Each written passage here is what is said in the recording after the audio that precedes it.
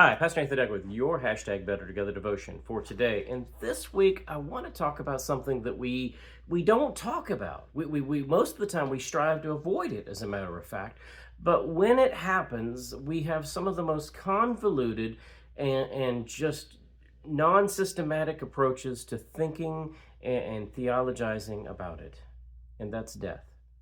Death is the source of many fears that we as human beings have. In fact, a lot of psychologists I'm listening to recently have pointed out that the fear of heights, the fear of snakes, the fear of water, all three of those, and many other one of our fears are actually the fear of death by those means. That we fear, and that's a good thing. It's an instinctual thing. It's what keeps us alive, evolutionary. It was equipped by God for us to do so. But we have to talk about death. We have to acknowledge death. It's a part of who we are. It's a part of how we were designed. In fact, there's four main approaches to death when you think about it.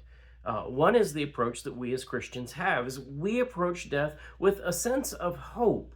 Not that we hope to die, no, but we know we will die. But we have this sense of hope and this comfort and this acceptance of death because we know that Christ himself died and rose again and was resurrected, and that Christ promised that where he was, we would be, and that he would prepare a place for us. This is approaching death with a sense of hope. Also within Christian tradition is a sense of escape within death. That those of us who are experiencing tremendous pain and suffering, be it from terminal illnesses or chronic illnesses, depression, all sorts of things, or persecution, famine, hardship, starvation, death provides an escape from pain.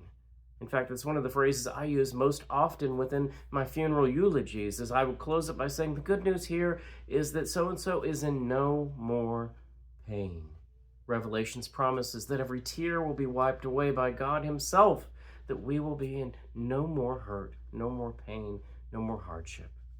Of course, the way I was approaching death as I began this conversation is sort of a neutral approach to death, a recognition that it is a part of human existence, that there is a beginning and that there is an ending, and this is a natural part of who we are, a natural part of the cycle. We were born and we were meant to be born. We will die because we were meant to die. It's just a neutral way of viewing it.